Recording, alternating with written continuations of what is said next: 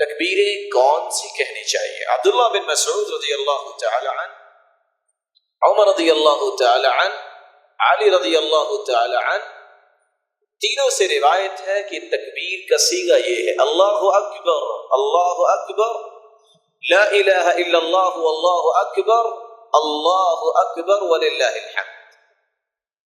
دوسرا طریقہ عبداللہ بن مسعود رضی اللہ تعالی عنہ سے روایت ہے: اللہ اکبر، اللہ اکبر، اللہ اکبر۔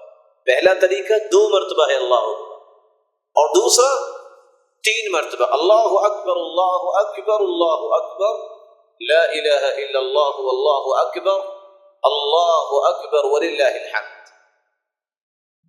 تیسرا طریقہ عبداللہ بن مسعود رضی اللہ تعالی عنہ، صحابی سلمان الفارسی رضی اللہ تعالی عنہ روایت کرتے ہیں: اللہ اکبر، اللہ اکبر، اللہ اکبر کبیرا۔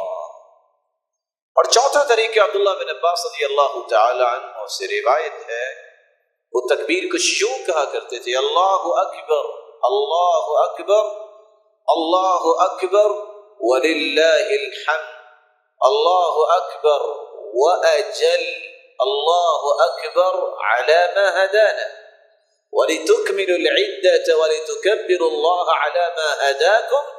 گویا کہ اس آیت کی تفسیر کے طور پہ وہ یہ تکبیریں کہا کرتے